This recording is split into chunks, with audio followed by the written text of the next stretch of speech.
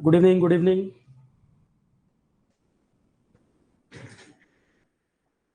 Good evening, all of you.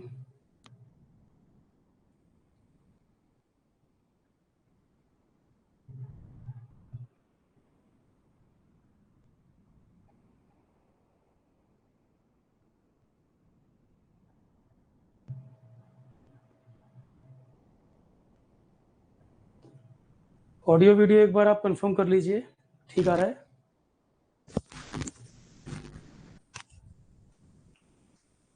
Audio video आप confirm कर लीजिए, बिल्कुल ठीक आ रहा है सभी को?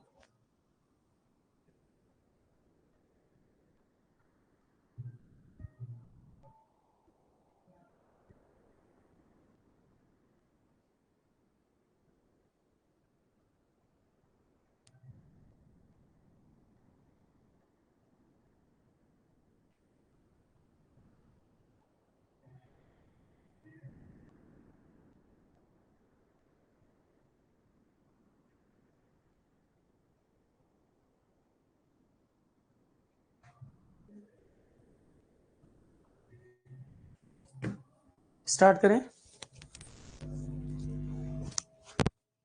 ओके।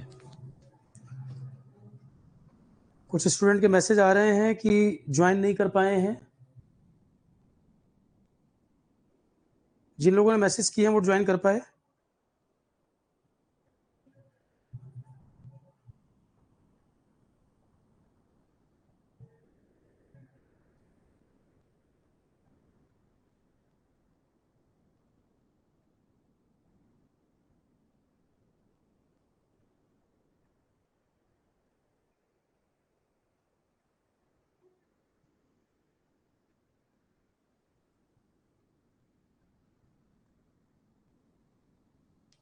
उत्पल, आपका मैसेज आया, ज्वाइन कर लिया आपने?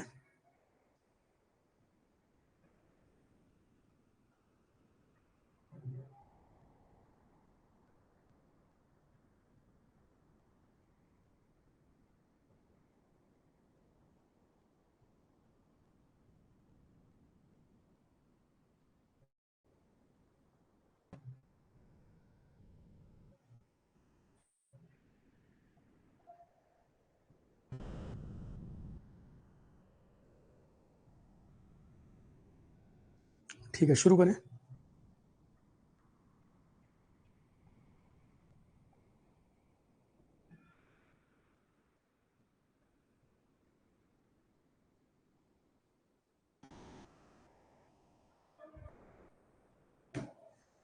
ठीक है, शुरू करें। 4-5 दिन अवेलेबिलिटी नहीं थी मेरी, तो कुछ बच्चों के मैसेज आए थे परसों। 2 दिन पहले कुछ बच्चों के मैसेज आना शुरू हुए 8th से। फॉर्म भी शायद उसी दिन 8th को ही आया है ये। तो स्टूडेंट्स ने ही बताया कि CSIR की कोई वैकेंसीज आई हैं। अभी हर साल तो होता नहीं है एग्ज़ाम, तो स्टूडेंट्स ने बताया कि कोई फॉर्म आया हुआ है, नंबर ऑफ वैकेंसीज ठीक हैं। तो मेरे से जो मुझे तो समझ आ रहा है कि बच्चे ये जानना चाह रहे हैं कि सर उसमें कौन से कॉमन एरियाज हैं और कुछ जो अलग टॉपिक हैं उनको कैसे करना है। तो इसी अप्रोच के लिए ज़्यादातर लोगों ने ये जानना होगा कि इसको अप्रोच कैसे करेंगे, और फरवरी में और भी एग्ज़ाम लाइंड अप है। तो पहले मैं एग्ज़ाम के बारे में ज़रा बता दूं, उसके बाद किनको देना चाहिए नहीं देना चाहिए उन बातों पर फिर हम डिस्कस कर लेंगे, ठीक है? आरोहण में बैच इसका हमने लॉन्च कर दिया है, पैटर्न मैंने पूरा देख लिया है, और ये सेशन यूट्यूब पर भी अपलोड हो जाएगा, और जो भी बैच के डिस्क्रिप्शन वगैरह हैं वो सब यूट्यूब पे भी अवेलेबल रहेंगे, और ऐप पर तो नोटिफिकेशन आपको जाता ही है। तो जरा हम स्टार्ट करें वन बाय वन। सबसे पहले CSIR की वैकेंसी है, council of scientific and industrial research. CSIR DSIR का पार्ट है, इसके अंतर्गत आता है department of scientific and industrial research, जो कि ministry of science and technology है। तो CSIR DSIR ministry of science and technology. Post का नाम है कंबाइंड एडमिनिस्ट्रेटिव सर्विसेज एग्जाम। तो एक तो पॉइंट ये आता है कि सर जॉब का नेचर क्या है, क्या ये बहुत टेक्निकल ओरिएंटेड जॉब है? नहीं, टेक्निकल ओरिएंटेड जॉब नहीं है। अब ये एग्जाम मुझे जहां तक मुझे याद है कि 2013-14 के आसपास हुआ था, 8 to 10 ईयर बैक हुआ था। अब काफी मैन पावर उतने टाइम में रिटायर भी हो रही होगी, रिटायर हुई भी होगी, और जो मैंने बार बार आपसे रिपीट किया है कि 2024 इलेक्शन ईयर है, वैकेंसीज आपको देखने को मिलेंगी, पर वैकेंसीज अनाउंस होने में और एग्जाम होने में बहुत ज्यादा गैप नहीं होगा। यही बात मैं लगातार आपसे इस साल बोल रहा हूं बार बार। और जो भी फॉर्म आप देख रहे हैं कि उसमें बहुत लंबा गैप नहीं हो रहा। फॉर्म आ रहा है और 2 महीने 2.5 महीने के अंदर एग्जाम हो जाएगा। इसके लिए भी इन्होंने फरवरी बोला हुआ है। हम फरवरी मिड मान के चले अभी कि मिड फरवरी, अराउंड 2 मंथ का टाइम आपको दे रहे हैं ये। तो तैयारी पहले से जो बच्चे कर भी रहे हैं उसमें देख लेंगे काफी सारे एरिया आपके तैयार हैं, परेशान होने की जरूरत नहीं है। जो बच्चे आरओ की तैयारी कर रहे हैं या एयरपोर्ट अथॉरिटी अभी 27 दिसंबर को होना है उसकी तैयारी कर रहे हैं, सीजीपीडी टीम की तैयारी कर रहे हैं, तो काफी कॉमन एरियाज वैसे हैं जो ऑलरेडी आप उनके लिए तैयार कर चुके हो। क्योंकि इस साल मार्च अप्रैल से ही मैं लगातार आपको मैंने बोल रखा है कि एप्टी, रीजनिंग, जीएस, इंग्लिश ये पढ़ के रख लो, क्योंकि जो भी अपकमिंग एग्जाम आएंगे ये कॉमन एरिया है। कम से कम इतना रेडी रखोगे तो 20-30% सिलेबस अगर वेरी भी करेगा 2 मंथ के टाइम में उतना तैयार हो सकता है। आप 100% सिलेबस स्क्रैच लेवल से पढ़ना शुरू करोगे, आप भी जानते हो 2 मंथ में नहीं हो सकता। पहले से कुछ चीजें पढ़े रहोगे तो बाकी 20-30% डेविएशन कहीं है उतना हम कवर कर सकते हैं, ठीक है। और यही मेरा मोटिव भी था। इस पूरे साल में आरोहण के जितने स्टूडेंट हैं, जीएस ऑलरेडी काफी अच्छे लेवल पे बच्चों का तैयार है, एप्टी रीजनिंग भी हम करा चुके हैं, इंग्लिश भी करा चुके हैं। तो जो भी एग्जाम आ रहे हैं, अच्छी किस्मत भी ये भी कि जो भी एग्जाम आ रहे हैं, देखो नॉन टेक वाले एग्जाम ज्यादा आ रहे हैं, टेक्निकल कितनी वैकेंसी देखने को नहीं मिल रही है, नॉन टेक में ज्यादा आ रहे हैं। और जीएस मैंने कराया हुआ है, एप्टी रीजनिंग कराया, इंग्लिश पहले ही कराया हुआ है, तो जीएस में तो कम से कम दिक्कत नहीं हो सकती। एप्टी रीजनिंग प्रैक्टिस का गेम है, जितनी प्रैक्टिस करेंगे उतना बेटर होगा। टेस्ट सीरीज वगैरह हम करा ही रहे, क्वेश्चन सेट वगैरह भी दिए हैं कई सारे, ठीक है। अब जीएस के भी क्वेश्चन मैंने बोला है कुछ टाइम में शुरू करेंगे। ये जो आपका एग्जाम है टेक्निकल नेचर का नहीं है, इसमें लिखा है इन्होंने कोई भी ग्रेजुएट दे सकता है। अब यूट्यूब वगैरह में बच्चों ने बताया कि सर कई जगह चल तो रहा है इस एग्जाम को लेके, बताया तो गया है, पर उन्होंने बताया कि क्लैरिटी नहीं आ रही है। 1-2 बच्चों का मैसेज था, क्लैरिटी नहीं आ रही उसके अंदर। हालांकि जिसने भी नोटिफिकेशन सब डिस्क्राइब किया होगा, पॉइंट्स बताए होंगे, अब हो सकता है मेरी बात आपको ज्यादा समझ आ रही है।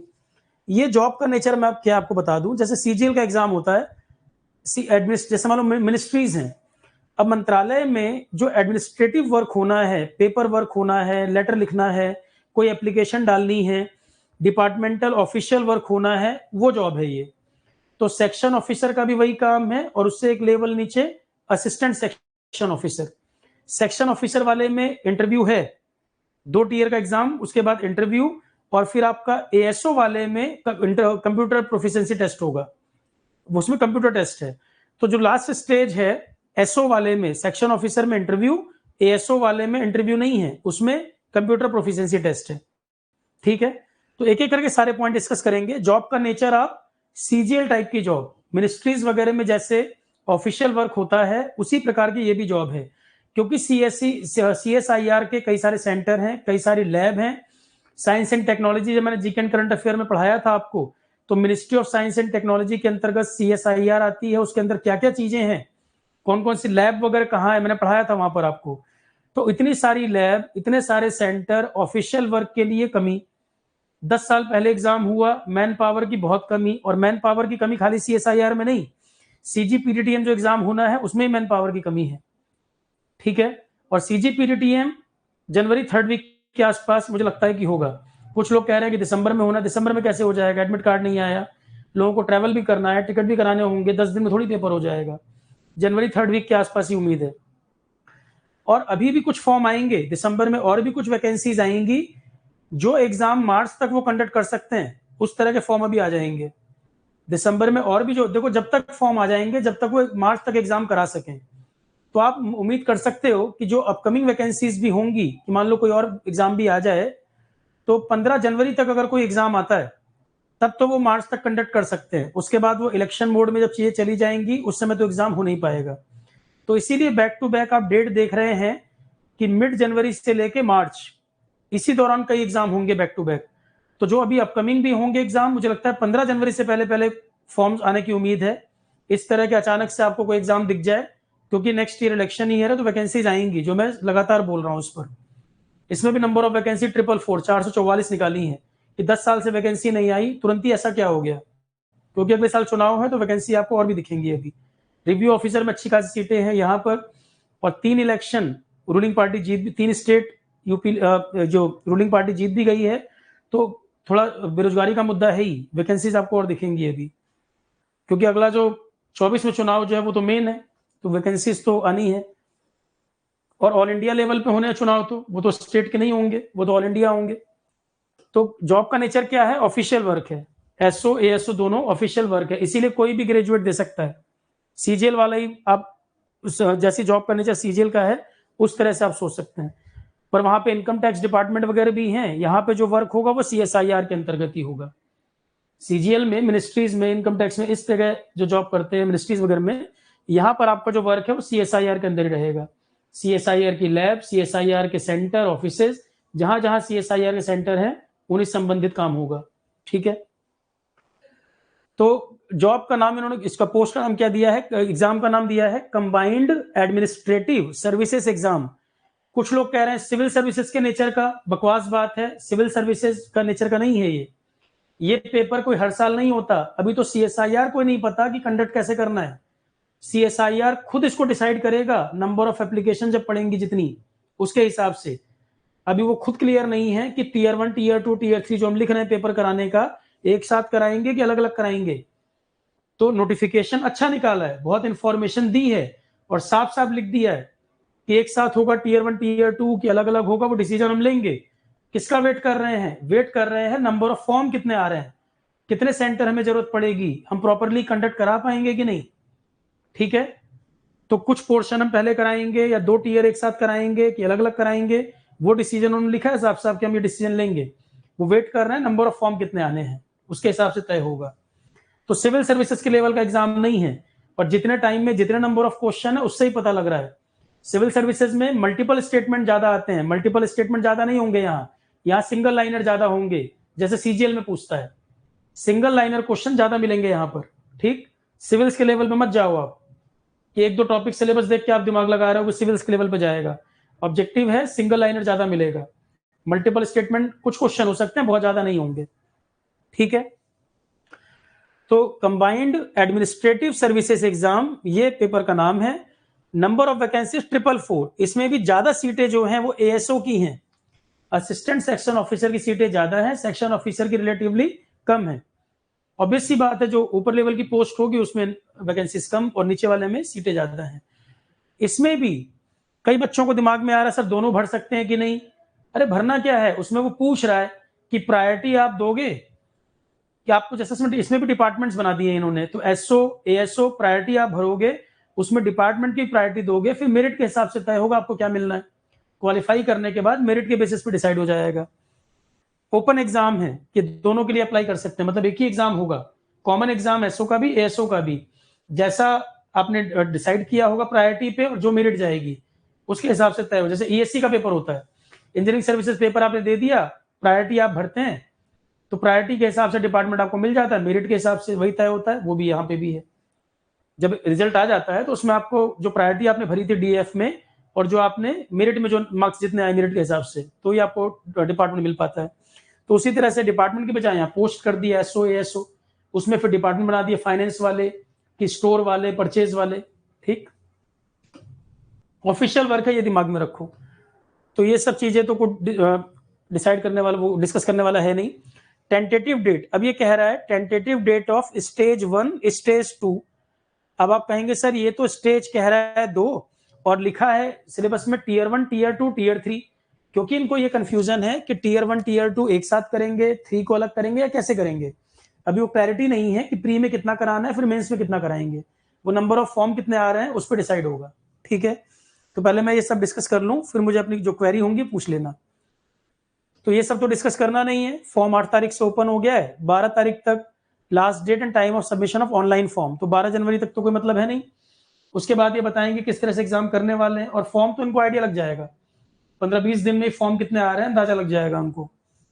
ठीक है, फरवरी 2024, अब इन्होंने डेट नहीं लिखी है, अभी के टाइम के हिसाब से 12 जनवरी को अगर ये क्लोज कर रहे हैं फॉर्म क्लोज करने वाली window, last date and time of submission of fee 14 तारीख फी सबमिशन का है, तो 1 महीना तो लगता ही है पूरे सिस्टम में। सारे फॉर्म आ गए, किसमें कमी रह गई, रिजेक्ट किसका फॉर्म हुआ, एडमिट कार्ड जारी करना, पूरा 1 मंथ का प्रोसेस है। इसी बेसिस पे मैंने आपको CGPTTM भी बोला है कि आज 10 तारीख हो गई, अभी तक कुछ आया नहीं, तो 1 मंथ तो वैसे ही मानो, जनवरी 3rd वीक वैसे ही जाएगा वो, ठीक है। एनटीए कई एग्जाम कराती है, दिसंबर लास्ट में शायद कुछ एग्जाम है उन लोगों के। CGPTTM आपका जनवरी से पहले नहीं हो सकता, पॉसिबल नहीं है, इतने सारे सेंटर वगैरह करना और एडमिट कार्ड भी जारी करना, तो उसमें टाइम लगेगा। तो tentative date of stage 1, stage 2, अब सेंटर चेंज करेंगे, एनटीए वाले नहीं करेंगे, अभी सब अभी कुछ क्लैरिटी वहां पर है नहीं, ये भी क्लियर नहीं है कि अभी किस किस पैटर्न में कराना है उनको पेपर, प्री है, मेंस है, पूरा भी कुछ जारी नहीं किया उन्होंने ना, पहले इन्फॉर्म करेंगे, कुछ समय देंगे। तो CGPTTM तो 1 मंथ मान के चलिए, जनवरी 3rd वीक जो मैंने बोला था। और ये वाले एग्जाम में स्टेज 1 स्टेज 2 जो बोल रहा है, आगे फिर इसने क्लैरिटी कर रखी है। CSIR के बारे में इंटरव्यू वगैरह जब देने जाएंगे तो CSIR पूछेगा, ये इंटरव्यू वगैरह में सब चीजें लिखी हैं, वो मैंने CSIR पढ़ाऊंगा भी, जीके करंट अफेयर में कराया भी हुआ है, उसमें कौन कौन सी लैब वैब इसके अंतर्गत आती है सब बताया हुआ है। तो देखो लिख रखा है साफ साफ कि CSIR कब बना था, DSIR ministry of science and technology के अंतर्गत आता है। 36 नेशनल लेबोरेटरी है इनके पास, 39 और सेंटर हैं, एक इनोवेशन कॉम्प्लेक्स है, 3 यूनिट है, पैन इंडिया प्रेजेंस है, और young and dynamic knowledgeable man power चाहिए एडमिनिस्ट्रेटिव वर्क, ऑफिशियल वर्क वगैरह को मैनेज करने के लिए, उसी तरह की पोस्ट है, क्लियर कट लिख रखा है इसने, तो कोई कंफ्यूजन की बात नहीं, ठीक है। जो मेन पॉइंट है वो देखते चलें। देखो यहां भी लिख रखा है, CSIR government of India strive to have a workforce which reflect gender balance and women candidate interest to apply. Women candidate को जो इंकरेज कर रहे हैं वो इंटरव्यू वगैरह में बेनिफिट मिलेगा, ये लिख रहे हैं यहाँ पर, वुमेन कैंडिडेट को इंकरेज किया जा रहा है अप्लाई करने के लिए। तो ये DST department of science and technology के तो प्रोग्राम भी हैं कई सारे, रिसर्च इनोवेशन में वुमेन को इंकरेज करने के लिए, तो इंटरव्यू वगैरह में वेटेज वुमेन को रहेगा। SO वाली पोस्ट में इंटरव्यू है। दूसरा, और भी इन्होंने सेम नंबर अगर आ गए, बॉय गर्ल ऐसा भी कुछ क्राइटेरिया बना रखा होगा, तो वो सब इन्होंने क्लियर कट लिखा है यहाँ पर। सबसे पहले सेक्शन ऑफिसर के लिए कह रहे हैं 76 पोस्ट हैं, ग्रुप बी गेस्टेड है, तो गेस्टेड जॉब है तो ठीक है, अच्छी जॉब है। पे लेवल 8, सैलरी पे बैंड जो है पे मैट्रिक 47,600 से 1.5 लाख, पे लेवल 8 सेल 1, तो जॉब ये एग्जाम देना चाहिए कि नहीं, जॉब ठीक है, बी लेवल की जॉब है, जॉब ठीक है, ठीक है। असिस्टेंट सेक्शन ऑफिसर इसी के लिए एक लेवल नीचे है, ये भी ग्रुप बी, पर दोनों में अंतर है, ये गेस्टेड है या नॉन गेस्टेड है ये भी ग्रुप बी है, ये भी ग्रुप बी, ये गेस्टेड और ये नॉन गेस्टेड, ये भी आगे जाके प्रमोट होकर फिर इसी पे पहुंचेंगे, एक लेवल का अंतर है दोनों में, ये गेस्टेड और ये नॉन गेस्टेड, इतना डिफरेंस है। पे बैंड पे मैट्रिक्स में बहुत अंतर नहीं, 47,600 से 1.5 लाख, 44,900 से 142। Essential qualification university degree, official work है तो यूनिवर्सिटी डिग्री किसी की भी, कोई भी ग्रेजुएट भर सकता है, खत्म हो गई बात, बीटेक वाला हो, मेडिकल वाला हो, कोई ग्रेजुएट हो, कोई भी ग्रेजुएट हो दे सकता है। सबसे ज्यादा जो इसमें अप्लाई करेंगे तुम देखना, जो बच्चे सिविल्स की तैयारी कर रहे हैं वो भी देंगे, स्टेट PCS वाले भी देंगे। अब आप सोचोगे सर हम कैसे तैयारी करेंगे, तुम्हें ऑलरेडी GS बहुत अच्छा करा दिया है, GS जितना कराया है तुम्हारी तैयारी ऑलरेडी अच्छी है, तुम्हें देना चाहिए, RO वालों को भी देना चाहिए, CGPTTM वालों को भी देना चाहिए, क्योंकि CGPTTM में भी गैप इतना हो गया, हिस्ट्री पॉलिटी ज्योग्राफी आप नहीं पढ़ा, लाइफ साइंस फिजिक्स केमिस्ट्री आप नहीं पढ़ा, जीके करंट अफेयर आप नहीं पढ़ा है। करंट अफेयर अब मैं शुरू भी करने वाला हूं 2-4 दिन के अंदर, जो आगे के लेक्चर्स हैं। एप्टी रीजनिंग आप भी पढ़े हो, इंग्लिश आप भी पढ़े हो, तो क्यों नहीं दोगे। और कई लोगों को लगता है कि सर CGL में तो एज कम है, हम एलिजिबल नहीं है, जो एलिजिबल नहीं भी थे वो 33 है, देखो यहाँ पर सिविल सर्विसेज जनरल के लिए 32 है, यहाँ पे 33 तक एलिजिबिलिटी है। तो जो बच्चे कोई उम्मीद हार गए कि सर कुछ हो नहीं रहा, तैयारी अच्छी थी, तो एज अच्छी खासी मिल रही है यहाँ, ये भी इशू नहीं है। कैटेगरी वालों के लिए रिजर्वेशन भी है, एज में रिलैक्सेशन, एज रिलैक्सेशन भी है इसके अंदर, ठीक है। तो एज रिलैक्सेशन भी है, बाकी जनरल के लिए भी 33 ईयर एज तो है ही। और GS मेन एरिया है, अब देखेंगे GS के टॉपिक काफी इसमें है, सिलेबस में बता रहा हूं अभी। तो यूनिवर्सिटी डिग्री कोई भी दे सकता है, दोनों जॉब में सिर्फ एक लेवल का अंतर है, इसकी सीट है 368, इसकी 76, और एक ही एग्जाम होना है, आपको प्रेफरेंस में मेंशन करना है कि पहली प्रायोरिटी SO, फिर ASO, फिर डिपार्टमेंट भी कौन कौन से ऑप्ट करने हैं, वो आपको डिसाइड करके फॉर्म में भरना होगा, ठीक है। और बता रहा है, देखो साफ साफ लिख रहा है, कैंडिडेट प्रेफरेंस देंगे सेक्शन ऑफिसर, ASO इनके लिए, और वो कैडर भी अपना तय कर लेंगे, general, finance and account, store purchase, किसके लिए ऑप्ट करना है, ऑनलाइन एप्लीकेशन में मेंशन करना है। एलोकेशन जो होगा कि कौन सी पोस्ट मिलेगी, कौन सा डिपार्टमेंट मिलेगा, वो डिसाइड होगा मेरिट कम प्रेफरेंस। आपने जो प्रेफरेंस भरी है और आपके नंबर के हिसाब से मेरिट जो जा रही है कि कितने लोगों ने क्या ऑप्ट किया है, तो मेरिट में क्या आ रहा है, क्लियर कट लिख रखा है। कंफ्यूजन मत रखना कि बार बार फिर वही क्वेरी पूछोगे। एसओ, एएसओ और जो डिपार्टमेंट्स उनके अंदर हैं, सबके लिए प्रेफरेंस आप भर सकते हैं। डिसाइड होगा जब रिजल्ट आ जाएगा तो मेरिट क्या है और आपने प्रेफरेंस क्या भरी है, इसके हिसाब से तय होगा। ठीक। सेक्शन ऑफिसर वाले में general category, finance and account और परचेज वाले डिपार्टमेंट के लिए कितनी कितनी सीटें हैं? 76 टोटल हैं, जनरल की 37 है। 50% के आसपास ही रहता है, मैंने बताया था। 76 है, 50% जो है जनरल, बाकी रिजर्व। तो 50% सीटें ये भी, और अलग से तो भरना नहीं है। एएसओ वाले में भी एलिजिबिलिटी, एक ही एग्जाम में वो भी प्रेफरेंस भर सकते हो, जैसे स्कोर आएगा उसके अकॉर्डिंग जो मिल जाए। बहुत अंतर नहीं है, एक लेवल का अंतर दोनों में। ठीक है, तो एसओ वाले में 76 पोस्ट हैं, 37 जनरल है। और भरना चाहिए कि नहीं वो भी आगे जब मैं डिस्कस करूंगा तो क्लैरिटी आ जाएगी। पहले नंबर ऑफ सीट देख लो वो प्रॉपर है कि नहीं। 2-4 सीट होती मैं पहले ही मना कर देता, ना मैं लॉन्च करता, ना मैं इस पर कोई वीडियो करता। नंबर ऑफ सीट ठीक है, इतनी सीटों पे भी नहीं भरेंगे तो कब भरेंगे। असिस्टेंट सेक्शन ऑफिसर भी जनरल में, जनरल कैटेगरी नहीं बोल रहा हूं, general, in general office work, in general जो ऑफिस के काम होते हैं। उसके बाद फाइनेंस एंड अकाउंट का जो काम होता है, फिर परचेज, स्टोर और परचेज डिपार्टमेंट का जो काम है। कई सारी चीजें जरूरत भी तो पड़ती है, सीएसआईआर को प्रोक्योरमेंट करने होते हैं, उसके लिए भी स्टाफ चाहिए, लिखा पढ़ी चाहिए। तो एएसओ वाले में 368 टोटल हैं, ये 150 जनरल कैटेगरी हो गई, 150 जनरल, 35 ईडब्ल्यूएस। तो सीटें तो प्रॉपर हैं, सीटों को लेके कंफ्यूजन नहीं है दिमाग में। भरना है कि नहीं भरना, नंबर ऑफ सीट सही है, बिल्कुल सही है। जेई के मुकाबले और जो एग्जाम आ रहे हैं अच्छी खासी सीटें हैं। आरओ की सीटें भी हैं, एयरपोर्ट अथॉरिटी भी हो रहा है, उसके अलावा सीजीपीडीटीएम होना है। ये एग्जाम है, अच्छी खासी वैकेंसीज आ गई, और इनमें से कोई एक एग्जाम निकल जाए उसके बाद सिविल्स की तैयारी प्लान कर सकते हो। कोई एक जॉब ले लो, फिर सिविल्स की तैयारी करो, फिर अपना पूरा 100% उस पर फोकस करो। ठीक है, जो भी इंटरेस्टेड हो सिविल सर्विसेज के लिए, कोई इसमें सेटिस्फाई है तो इतने पे रहे, ये तो आपकी अपनी कॉल है। दूसरा, हेल्थ को लेकर इन्होंने साफ साफ लिख दिया है, डिसेबिलिटी किस तरह की एक्सेप्टेबल है, कितना परसेंट है, ये प्रॉपर लिख रखा है। तो हेल्थ वाला जिनका भी क्लॉज होगा, वो मेरे से भी अगर आप पूछते हो तो मैं यहीं से पढ़ के ही बताऊंगा, और वो साफ साफ लिख रहा है यहाँ पर। तो ये जो हेल्थ का जो प्रॉब्लम है जिनका, वो इस सेक्शन को जरूर पढ़ लेना। कई बच्चे भेजते हैं डिसेबिलिटी वाला, तो मैं भी इनके नोटिफिकेशन से ही बताऊंगा। इसके अलावा अगर कुछ है तो या तो आप इनको मेल करें या इनको आरटीआई लगाएं। आप मेल वगैरह पे सीएसआईआर ठीक संस्था रिप्लाई वगैरह आते हैं। तो इसके अलावा अगर कोई क्वेरी है तो आपको या तो आरटीआई या मेल के द्वारा इनसे पूछना पड़ेगा। हालांकि नोटिफिकेशन काफी डिटेल में निकाला है इन्होंने, ठीक निकाला है। एप्लीकेशन फी वगैरह इसमें तो कोई डिस्कशन हमें करना नहीं है। अनरिजर्व, ओबीसी और ईडब्ल्यूएस के लिए 500 है, women, SC ST, physically disable के लिए निल।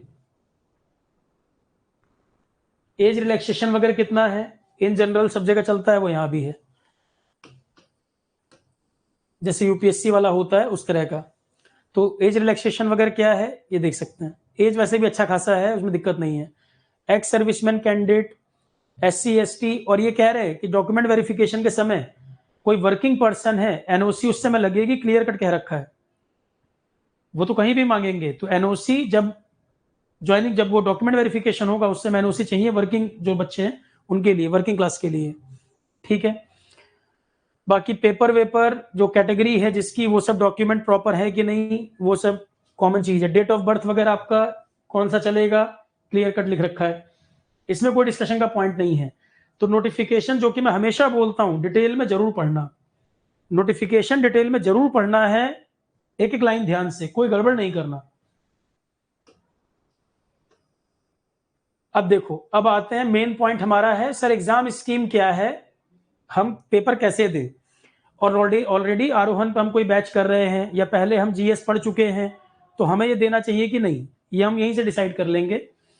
सबसे पहले देखो, 3 टीयर में इसने यहां बांट दिया, वहां लिख रहा है टीयर 1, टीयर 2, और यहाँ 3 पेपर लिख रहा है, पेपर 1, पेपर 2, पेपर 3। अब ये पेपर एक ही दिन होगा कि अलग दिन होगा, इन्होंने कहा है कि ये हम डिसाइड करेंगे, उन्होंने लिख दिया है। पर पहले हम देख तो ले कि हमारे मतलब का है कि नहीं, भरना है कि नहीं भरना। पेपर 1 में जनरल अवेयरनेस और English language and comprehension, paper 1 में पहले तो इसकी बात कर ले हम, भाई ये तो शुरू में ही होना है। फरवरी में जो पेपर होगा तो पेपर 2 पेपर 3 बाद में भले कराएं, पेपर 1 तो होना ही होना है, पहला तो ये होगा ही। और फरवरी इन्होंने लिख दिया है, तो मिड फरवरी में पहला तो यही सेक्शन हो गया। हम पहले इस पे चर्चा कर लें। 100 क्वेश्चन ऑब्जेक्टिव टाइप के 1 mark plus 0.33 negative. 100 marks, 100 question आएंगे, 1 नंबर का 1 क्वेश्चन जनरल अवेयरनेस में, और इंग्लिश में आएंगे 50 क्वेश्चन। तो पहले तो फायदा आपको यही मिल गया, जो भी आरोहण का स्टूडेंट है पहला बेनिफिट यही मिल गया, क्योंकि जीएस को वेटेज ज्यादा है और मेरे पढ़ाए टॉपिक हैं पूरे। तो जनरल अवेयरनेस 100 ऑब्जेक्टिव क्वेश्चन आएंगे, 1 मार्क का हर क्वेश्चन होगा, नेगेटिव 0.33। और इसमें कोई स्टेट जीएस भी नहीं आना, तो 2-4-5 क्वेश्चन स्टेट के कभी यूपी बिहार में आते हैं वो भी नहीं आने, कॉमन जीएस ही आना है जो एसएससी सीजीएल में आता है या जेई में आता है। ठीक है, तो जनरल अवेयरनेस 100 क्वेश्चन होंगे 1 मार्क के और 0.33 नेगेटिव होगा। इंग्लिश में 50 क्वेश्चन होंगे, ये भी 1 मार्क और 0.33 नेगेटिव। ये हो गई पहली बात हमारी खत्म। 150 नंबर का है पेपर 1, तो पहले मैं पेपर 1 की चर्चा कर लूं, उसके बाद आगे। अब 150 नंबर, और ये भी देखते जाओ, हर चीज का लॉजिक है। 150 क्वेश्चन और 2 घंटे में, तो आप मुझे बताइए, एक क्वेश्चन को 1 मिनट भी नहीं मिल रहा, तो क्या सिविल सर्विसेज के लेवल का करा लेंगे? वहां 120 मिनट में 100 क्वेश्चन करने हैं और यहाँ 120 मिनट में 150 क्वेश्चन करने हैं। तो कुछ लोग जो यूट्यूब पे चर्चा कर रहे हैं सिविल सर्विसेज के लेवल का, वो तो लेवल नहीं होगा, सिंगल लाइनर ज्यादा होंगे, इसका लेवल होगा सीजीएल या जेई जैसा जीएस का क्वेश्चन। सिविल सर्विसेज दिमाग में मत रखिए आप, वहां एक ही अंतर आ जाता है, मल्टीपल स्टेटमेंट क्वेश्चन ज्यादा हो जाते हैं और दायरा बहुत बढ़ा देता है कंटेंट का, उतना यहां नहीं करना है।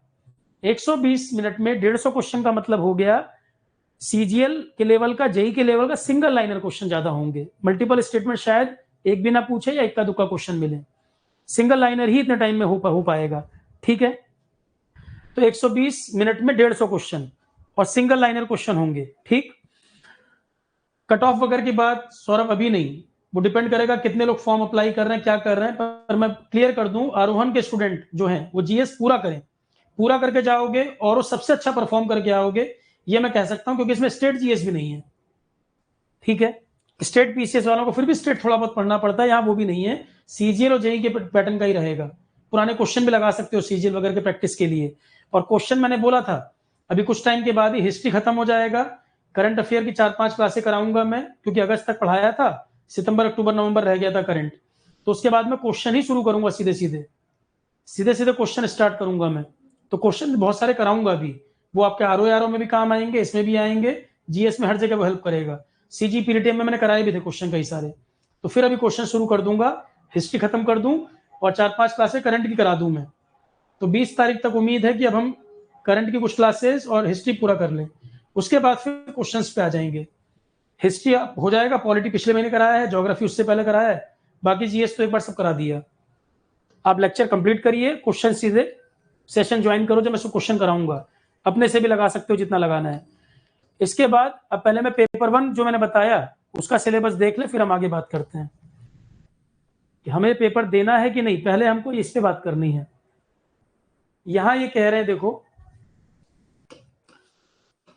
पेपर 1 में ये कह रहे हैं 2 घंटे में 150 क्वेश्चन करने हैं, 2 hours 150 question, history of India and Indian national movement. History जो बच्चे पढ़ रहे हैं इतना कंप्लीट मैनर में चल रहा है, ये जितना पढ़ लोगे शायद इससे बाहर जाए, 100% तो नहीं बोल सकता, मेजोरिटी हिस्ट्री जो आएगा आपका बन जाएगा, क्योंकि हिस्ट्री ऑफ इंडिया का मतलब हो गया, इसको सिंपल इंडियन हिस्ट्री लिख देना चाहिए था। इसका मतलब क्या हो गया, ancient India, medieval India, modern India plus freedom struggle. ये पूरा हिस्ट्री जो पढ़ा रहा हूं उसमें एंशिएंट, मेडिवल, मॉडर्न कवर है। अभी हम सॉरी फ्रीडम स्ट्रगल हमारा टॉपिक चल रहा है, ये हम कर लिए। पॉलिटी आप लोग पढ़ चुके हैं, कॉन्स्टिट्यूशन की बहुत डिटेल में हमने अच्छे से बात की, पॉलिटी ये भी पढ़ा चुका हूं, कॉन्स्टिट्यूशन ऑफ इंडिया और पॉलिटी हमने बता दिया है। गवर्नेंस और सोशल जस्टिस। सोशल जस्टिस में जो सोसाइटी के कुछ ग्रुप्स वगैरह होते हैं, जैसे एसएचजी, आशा वर्कर हो गए, सेल्फ हेल्प ग्रुप हो गए, ये सब थोड़ा सा टॉपिक इसमें बढ़ जाएगा। वो जीके करंट अफेयर में भी हो कर सकते हैं, इसमें भी मान सकते हैं। Schemes, programmes, self help group, जो वर्कर्स वगैरह के हैं, आशा वर्कर, इनके बारे में आ जाएगा ये। ठीक है, तो सोशल जस्टिस एक मंत्रालय भी है, ministry of social justice and empowerment, उसका कोई प्रोग्राम, नशा मुक्ति अभियान जैसे वो चला रहे हैं। तो सोशल जस्टिस और गवर्नेंस, इसमें कुछ टॉपिक मैं ऐड करूंगा। देखो साथ साथ बता रहा हूं, constitution of India polity done है, गवर्नेंस, सोशल जस्टिस, इसमें पीडीएफ भी दूंगा और कुछ लेक्चर ऐड करूंगा। कंटेंट आपको पूरा ही करूंगा मैं, कंटेंट नहीं छूटेगा कुछ।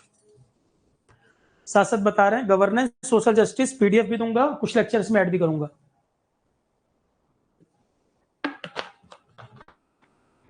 और ये बिल्कुल ध्यान में रख के चलें कि 2 महीने हैं पेपर को 2 महीने हैं। अब जो मैं सब्जेक्ट पढ़ा चुका हूं, अब फिर दोबारा कहोगे अगले हफ्ते शुरू करना, तो वो नहीं पॉसिबल है, इतना आपको कोऑपरेट करना पड़ेगा। और ये मैं श्योर कर रहा हूं, कोई भी वीडियो देखो दिक्कत कहीं नहीं आने वाली, इतनी बार मैं रिपीट करता हूं। अब हिस्ट्री अभी चल रहा है, मान लो 19-20 को खत्म हो जाएगा, फिर आप कहोगे हिस्ट्री क्या फिर लाइव होगा? अब 40-50 घंटे का हिस्ट्री फिर से लाइव करूंगा तो फरवरी तक कैसे पूरा कर लोगे? तो जो बच्चे कर चुके हैं, कुछ सब्जेक्ट कर चुके हैं, दोबारा रिपीट क्यों करना है? जो टॉपिक नहीं हुए हैं इसमें अलग से हैं, उन पे मैं टाइम दूंगा, ठीक, ताकि 100% कवरेज हम कवर करके चले, सारे टॉपिक कराएं। तो गवर्नेंस, सोशल जस्टिस, इसके मैं पीडीएफ भी दूंगा, वीडियो भी, लेक्चर भी इसके ऐड करूंगा। क्लियर है? अगला point, current event of national international importance, ये है आपका जीके करंट अफेयर।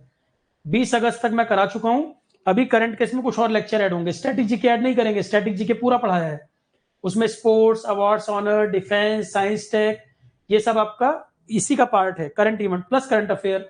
तो इसमें करंट अफेयर ऐड करना है हमें सितंबर, अक्टूबर, नवंबर, और फरवरी में पेपर है, तो अगर मिड फरवरी में होगा तो जनवरी 10 से पहले का आएगा। तो करंट अफेयर चिंता ना करें, अब हमें करंट ही ऐड करना है। हिस्ट्री एक तरफ खत्म हो रही है, करंट ही अगला शुरू होगा। तो इसमें स्टैटिक जीके पढ़ा चुका हूं, करंट 20 अगस्त तक किया है, उसके बाद का करंट अब मैं ऐड करूंगा। ठीक है, तो पेपर 1 की बात खत्म हो गई। अब पेपर 1 में तो देखो ज्योग्राफी, साइंस वगैरह नहीं आ रहा, पेपर 2 में आ रहा है वो। इंग्लिश में जो अचल खन्ना सर के लेक्चर हैं इंग्लिश के, वो मैंने अवेलेबल करा रखे हैं, पूरा फोल्डर वो अवेलेबल है। टेस्ट सीरीज वगैरह हमने कराई है, वो टेस्ट सीरीज में आपके फोल्डर में भी डाल दूंगा। इंग्लिश के जो टेस्ट वगैरह हैं वो आपके फोल्डर में भी डाल देंगे। तो कंप्रहेंशन, एक्टिव पैसिव उन्होंने पढ़ाया है, direct indirect, active passive, preposition, लगातार टेस्ट सीरीज में टॉपिक में दे भी रहा हूं, देखो बार बार। एंटोनिम, सिनोनिम हर टेस्ट में दिया है मैंने। अभी टेस्ट जो चल रहे हैं एयरपोर्ट अथॉरिटी वाले बच्चों के, उनमें भी दिया है। तो टेस्ट जितने आरोहण पे हैं वो मैं आपको प्रोवाइड कर दूंगा। इंग्लिश लगभग टेस्ट में सीजीपीटीएम में भी आया, एयरपोर्ट अथॉरिटी में भी है, वो डाल देंगे। तो comprehension, grammar, prepositions, antonym, synonym, sentence correction, यही सब, कॉमन एरर, ये सारे टॉपिक कराए हैं हर टेस्ट में। और इंग्लिश में अचल खन्ना सर के लेक्चर पढ़े भी हैं, प्लस मैं कोशिश कर लूंगा अगर इंग्लिश में कुछ और जरूरत पड़े आपको तो मुझे बताना। उतना इंग्लिश करने के बाद अगर आपको जरूरत पड़ रही है, किसी को लग रहा है सर जरूरत है इंग्लिश में और, तो मुझे आप बता देना। 50 क्वेश्चन है, प्लस इंग्लिश करने के लिए सीजीएल वगैरह में इंग्लिश आता है, पुराने पेपर जरूर लगाना। सबसे अच्छा तरीका है सीजीएल के पुराने पेपर जरूर कवर करना। हमने आरोहण पे जितना कराया वो लेक्चर कर लो, टेस्ट सीरीज आरोहण पे दे देंगे, वो क्वेश्चन हो गए। और क्वेश्चन लगाने सीजीएल के पुराने पेपर लगा लो डिक्रीजिंग ऑर्डर में, क्योंकि ये भी उठाएंगे क्वेश्चन, सीजीएल विजिएल से लेंगे क्वेश्चन ये भी। ठीक है, पेपर 1 की बात खत्म। अब आते हैं पेपर 2। कोई भी पॉइंट कहीं रह जाए मुझे बता देना, एक एक सब्जेक्ट डिस्कस करना है हमें। तो पेपर 1 की बात हो गई, अब आते हैं पेपर 2 पर। पेपर 1 में क्या क्या आएगा क्लियर। अब आते हैं पेपर 2। पेपर 2 में ये कह रहा है general intelligence, reasoning and mental ability. General intelligence, reasoning and mental ability मतलब क्लियर हो गया, एप्टी रीजनिंग है। तो एप्टी पूरा काफी डिटेल में एप्टी पढ़ा हुआ है, रीजनिंग भी मैंने पूरा भी कंप्लीट करा के 30 से ऊपर लेक्चर वो भी डलवा दिए हैं। एप्टी रीजनिंग काफी डिटेल में पढ़ा है, प्लस जितने टेस्ट सीरीज के क्वेश्चन है वो भी लगाओ। टेस्ट सीरीज के क्वेश्चन ही मिला के 300 से ऊपर होंगे, 300 या 500 क्वेश्चन होंगे आरोहण पे जो टेस्ट सीरीज में कराए हैं। तो एप्टी रीजनिंग का जो एरिया है कम से कम 2 टीचर ने करा दिया है, एप्टी भी अवेलेबल है, रीजनिंग भी अवेलेबल है। एप्टी 2 टीचरों ने कराया है, उसका रीजनिंग भी अवेलेबल है, काफी कंटेंट एप्टी रीजनिंग का पढ़ा हुआ है। प्लस एप्टी रीजनिंग में अब इतने एग्जाम की तैयारी कर रहे हो तो एप्टी रीजनिंग दिक्कत अब नहीं होनी चाहिए, एप्टी रीजनिंग की समस्या आपको नहीं आनी चाहिए, इतना कराया गया है। प्लस कई एग्जाम की तैयारी कर भी रहे होगे, कोई गेट दे रहा हो, कुछ भी दे रहा हो, एप्टी रीजनिंग तैयार तो होना ही चाहिए। हर एग्जाम में आ रहा है, मैं पूरे साल चिल्ला चिल्ला के बार बार बोल रहा हूँ। फिर कोई पेपर आएगा, फिर ये क्वेश्चन पूछेगा ही। तो एप्टी रीजनिंग स्कोरिंग भी रहेगा, इंजीनियरिंग वाले के बच्चों के लिए तो और स्कोरिंग है। तो एप्टी रीजनिंग प्लस ये इसमें जीएस के भी टॉपिक इन्होंने ऐड किए हैं। ये पेपर 2 लिख रहा है, सिर्फ एप्टी रीजनिंग नहीं है, एप्टी रीजनिंग आरोहण पर पूरा अवेलेबल है। रीजनिंग अभी कुछ टाइम पहले ही पूरा कराया है। एप्टी एक दो टीचर ने करा दिया, 2 टीचरों का मैं दोनों कंटेंट ऐड कर दूंगा। चलो, और इसके बाद मेंटल एबिलिटी की बात है, इसमें जीएस के भी कुछ टॉपिक इन्होंने डाले हुए हैं यहाँ पर, वो अब देख लेते हैं इसमें क्या है। तो सेकंड जो पेपर 2 जो होना है, इसमें ये 200 क्वेश्चन कराएंगे, ये भी देख लो, और 2.5 घंटे का है, मतलब यहाँ पे भी 150 मिनट में 200 क्वेश्चन। तो ये बार बार देखने में आ रहा है कि कम टाइम में नंबर ऑफ क्वेश्चन ज्यादा है, तो यहाँ भी लेवल टफ नहीं होने वाला है। पेपर 2 को आप मेंस की तरह मत समझ लेना, ऑब्जेक्टिव नेचर का ही है।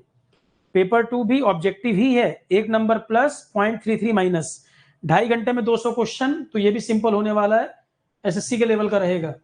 सिविल्स के लेवल पे ये भी नहीं जाएगा, मल्टीपल स्टेटमेंट नहीं पूछेगा, सिंगल लाइनर ही आएंगे। एप्टी रीजनिंग को तो वैसे ही बहुत टफ नहीं कर पाएगा। दूसरा पार्ट आपका मैं बोल रहा हूं जीएस वाला, तो जीएस वाले में क्या आना है इसमें देख लो।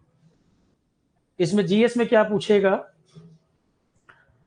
तो कुछ टॉपिक इन्होंने हिस्ट्री, पॉलिटी और जीके करंट अफेयर, ये 3 तो आपके चलेगा पेपर 1 में। History, polity, GK current affair. हमेशा मैं जीएस के 8 सब्जेक्ट बोलता हूं। 8 सब्जेक्ट कौन से? History, polity, geography, life science, physics, chemistry 10 तक का। उसके बाद GK current affair, environment, ICT. ICT आजकल ज्यादा पूछ रहा है, 8 सब्जेक्ट मिला के जीएस बनता है। अब आप देखना इसमें एनवायरमेंट वगैरह इसमें है कि नहीं। तो पहले में चला गया history, polity, GK current affair, 3 हो गए। अब पेपर 2 में देखो, पेपर 2 में पूछ रहा है, एक तो जनरल साइंस जीएस का पार्ट हो गया। जनरल साइंस में कुछ टॉपिक अलग से कर दिए हैं इसने, बाकी आपका life science plus physics plus chemistry, और वेटेज भी लिख दिया है, कितना कितना पूछेगा वो भी लिख दिया है। इससे अच्छा नोटिफिकेशन क्या निकालेगा बताओ? 25 question apti, 25 reasoning, 50 question apti reasoning. GS के कितने हो गए? बाकी सारे। क्यों नहीं भरोगे ये फॉर्म? 200 क्वेश्चन में 50 क्वेश्चन छोड़ के 150 क्वेश्चन जीएस है। पेपर 2 में आप देखो 200 में से 50 छोड़ दो, 150 जीएस है। अब आप मुझे बताओ, आरओ एआरओ में या स्टेट पीसीएस जो भी तैयारी कर रहे हो, क्या जनरल साइंस बहुत ठीक से नहीं कराया गया? क्या आपको कम से कम ये बायो का पोर्शन, लाइफ साइंस से मैंने 11th 12th के भी टॉपिक लिए हैं कुछ जो एग्जाम में आते हैं। फिजिक्स, केमिस्ट्री मैंने आपको 10 तक का कराया है, इसमें कुछ टॉपिक जोड़ने पड़ सकते हैं, है ना। तो लाइफ साइंस पूरा कंप्लीट है, इसमें थोड़ा सा ऐड करना पड़ेगा, थोड़ा सा कंटेंट इसमें 10 तक का मैंने कराया हुआ है। और एक बात और याद रखो, 11th 12th साइंस साइड को ध्यान में रख के पेपर नहीं बन रहा है। पेपर हर ग्रेजुएट वाले के लिए है, हर ग्रेजुएशन वाले के लिए ओपन है, ये इंजीनियर्स के लिए नहीं, सबके लिए ओपन है, कोई भी ग्रेजुएट दे सकता है।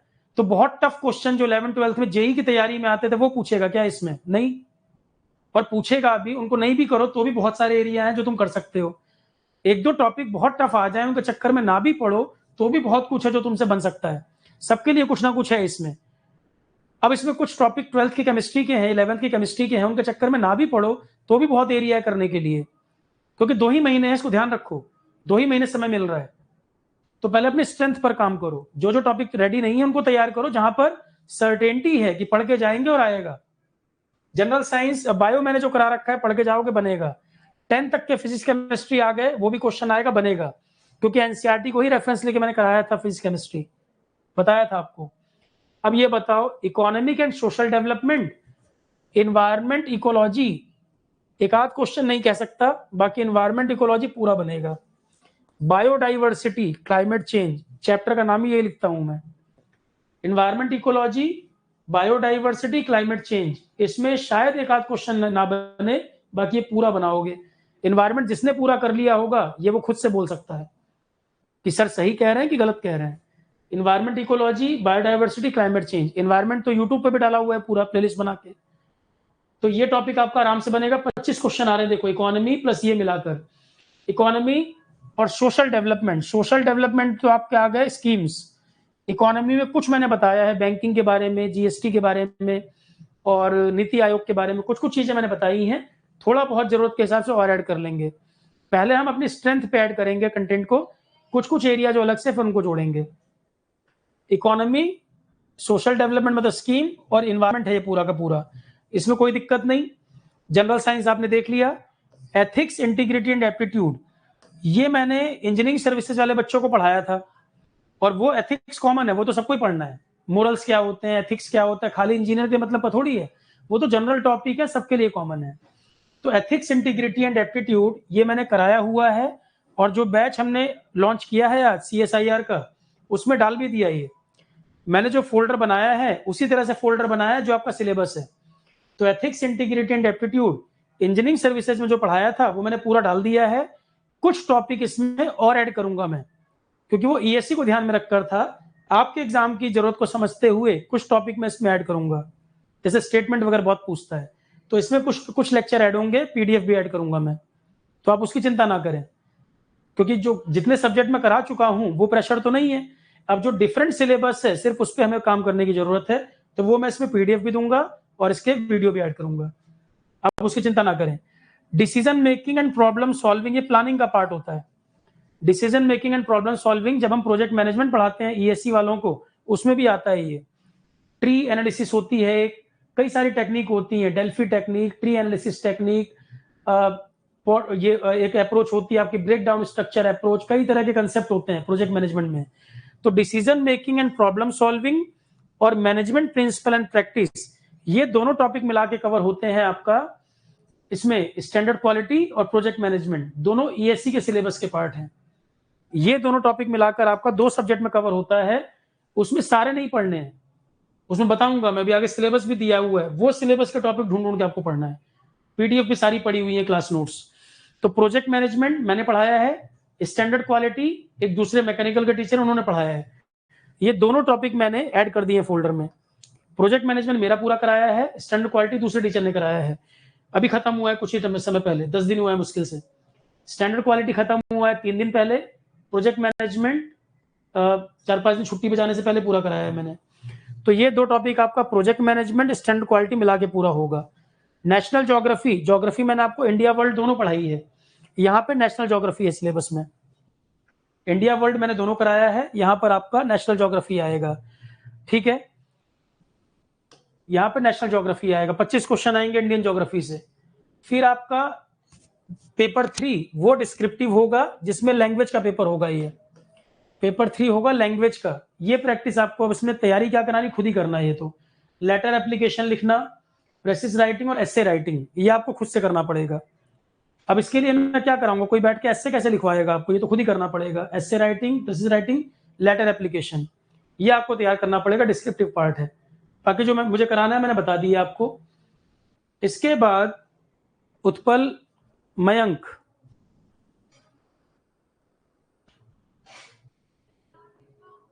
थोड़ा रुक जाओ मयंक, जो आप पॉइंट पूछ रहे हो मेरे दिमाग में है, वो जो पॉइंट आप पूछ रहे हैं मुझे ऑलरेडी दिमाग में है, रुक जाओ थोड़ा सा।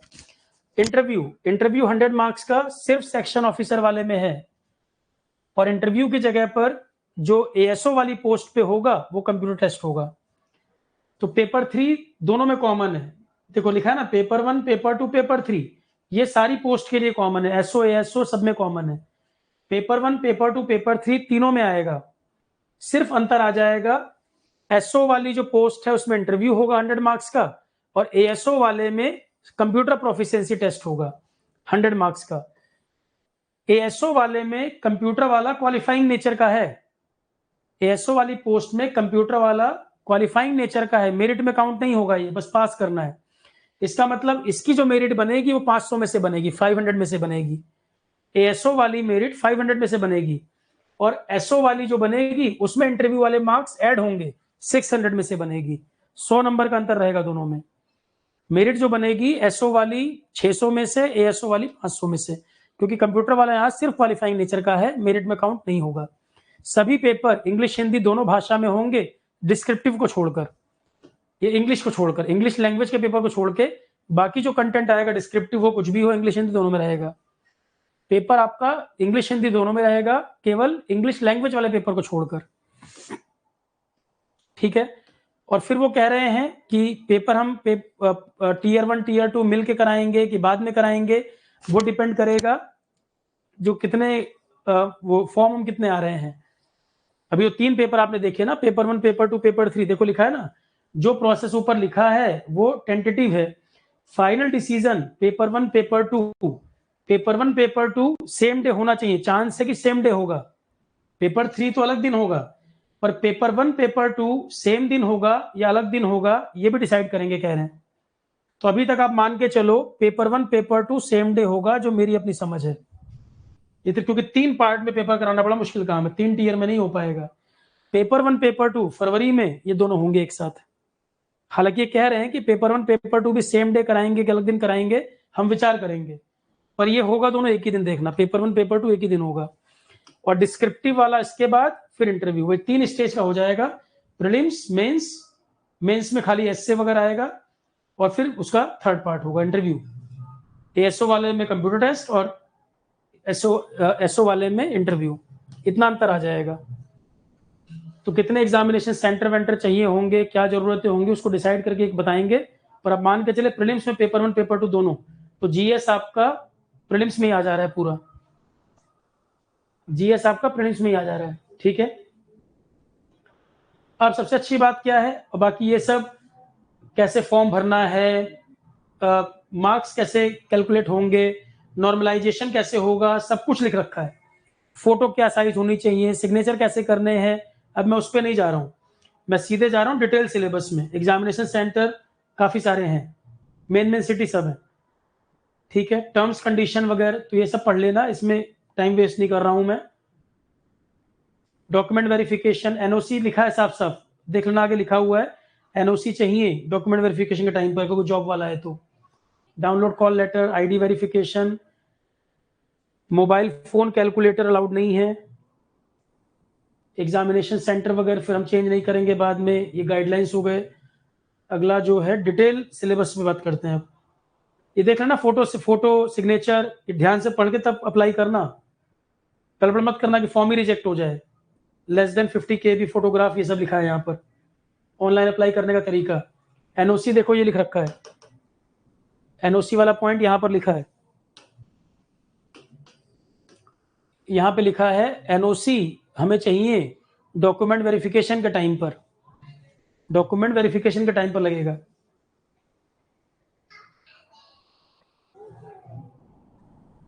फी पेमेंट का तरीका, ये सब एक्शन, कोई मिसकंडक्ट नहीं होना चाहिए, ये सब हो गया। डिटेल सिलेबस, हाँ देखो अब आया है डिटेल सिलेबस। अब जो मैंने आपको चीजें बताई, इससे आपको और क्लैरिटी आएगी कि सर जितनी चीजें आपने बताई हैं उससे हमें डिटेल में मतलब माइक्रो लेवल पे भी सिलेबस दे दिया है, जिससे आपको पता चल जाए कैसे पढ़ना है। अब आप मुझे बताओ, हिस्ट्री में कह रहे हैं sources of Indian history, Harappa civilisation, Mauryan, Vedic age, post Mauryan period, Gupta empire, उस समय की सोसाइटी इकोनॉमी पॉलिटी क्या थी, क्रोनोलॉजी इवेंट, मेडिवल इंडिया में क्या था, नॉर्थ इंडिया 750 से 1200 क्या हुआ, दिल्ली के सुल्तान के बारे में, मुगल राजाओं के बारे में, मराठा के बारे में, मराठा मैंने बोला साउथ इंडिया पढ़ाऊंगा तो बताऊंगा, मेडिवल इंडिया का भक्ति मूवमेंट बताओ, 18th सेंचुरी में क्या हुआ था, रीजनल पावर कौन थे, ब्रिटिशर का रूल कैसे रहा, भारतीय पुनर्जागरण, रिफॉर्म मूवमेंट, विडोरी मैरिज, ब्रह्म समाज, और ये ब्रिटिश कैसे ग्रो किए थे इंडिया में, कैसे कब्जा किए, कंपनी कैसे एक्सपेंड की थी, 1857 की क्रांति क्या थी, नेशनल मूवमेंट के रीजन क्या बने, एक्सट्रीमिस्ट कौन थे, गांधीयन एरा, गांधी जी के आने से आजादी तक का समय, यही पढ़ाया है पूरा सीक्वेंस में। साउथ इंडिया हिस्ट्री हालांकि लिख नहीं रहा है, पर मैं कराऊंगा आपको, वो भी इसी तरह से पढ़ाया हुआ है। ये बात खत्म हुई, अब आ जाओ कॉन्स्टिट्यूशन ऑफ इंडिया पे। तो किसी का ब्लाइंड फॉलोवर नहीं होना चाहिए, आप खुद देखो, डिसाइड करो कराया है कि नहीं कराया है। इंडियन कॉन्स्टिट्यूशन हिस्ट्रिकल, उसका कैसे कैसे बना, फीचर क्या थे, अमेंडमेंट क्या थे, प्रोविजन क्या लिखे हैं, बेसिक स्ट्रक्चर क्या मतलब है, यूनियन स्टेट का क्या काम है, डिस्प्यूट कैसे रिजॉल्व होते हैं, जुडिशरी कैसे काम करेगी, पार्लियामेंट कैसे काम करेगा, कॉन्स्टिट्यूशनल पोस्ट कौन कौन सी है, एग्जीक्यूटिव क्या है, जुडिशरी क्या है, डिपार्टमेंट कौन से, सब बताया हुआ है। स्टैट्यूटरी बॉडी क्या होते हैं, क्वासी जुडिशियल का क्या मतलब है। फिर देखो लिखा ना वेलफेयर स्कीम, मैंने आपको क्या कहा था, जो उसमें सोशल जस्टिस और गवर्नेंस इसने लिखा है, उसमें आपका स्कीम्स वगैरह भी कवर हो जाएंगे। हेल्थ की स्कीम, एजुकेशन की स्कीम, देखो लिखा है welfare scheme, vulnerable section society का उसके लिए क्या प्रावधान है, क्या कानून बने हैं, क्या स्कीम गवर्नमेंट चला रही है हेल्थ के लिए, एजुकेशन के लिए, ह्यूमन रिसोर्स के लिए, ये कुछ टॉपिक मैं और ऐड कर दूंगा। यही टॉपिक थोड़े से मैं और ऐड करूंगा, पॉवर्टी के बारे में, हंगर के बारे में, मतलब करंट अफेयर में जो प्रोग्राम बताता हूँ वो इसमें जोड़ दिए इन्होंने। करंट अफेयर वगैरह प्रोग्राम बताता हूँ वो इसमें आ गए। ई गवर्नेंस आईसीटी में पढ़ाया था, वो लेक्चर मैं आपको दे दूंगा। ई गवर्नेंस आईसीटी में कराया हुआ है, उतने लेक्चर मैं आप वाले में ऐड कर दूंगा। पर आईसीटी तो वैसे भी कहीं ना कहीं टेक्नोलॉजी में आ जाएगा, ठीक है। सिटीजन चार्टर वगैरह क्या है, तो गवर्नेंस और इसमें थोड़ा सा पार्ट जो है इसकी पीडीएफ और लेक्चर, ये कुछ पार्ट ऐड करना है। बाकी ऊपर पॉलिटी पूरा हो रखा है, पॉलिटी पूरा कंप्लीट है। करंट इवेंट, अब जरा देखना जीके एंड करंट अफेयर जो आपको पढ़ाता हूं मैं, जरा देखो सिलेबस अलग से पढ़ना पड़ रहा है क्या। हिस्ट्री में कुछ ऐड नहीं करना अलग से, पॉलिटी में अलग से कुछ टॉपिक ऐड होंगे, मुश्किल से 2-3 लेक्चर, पीडीएफ 5-6 पेज की मान लो, उतना बस पॉलिटी में एडिशन होगा गवर्नेंस सोशल जस्टिस के टॉपिक में।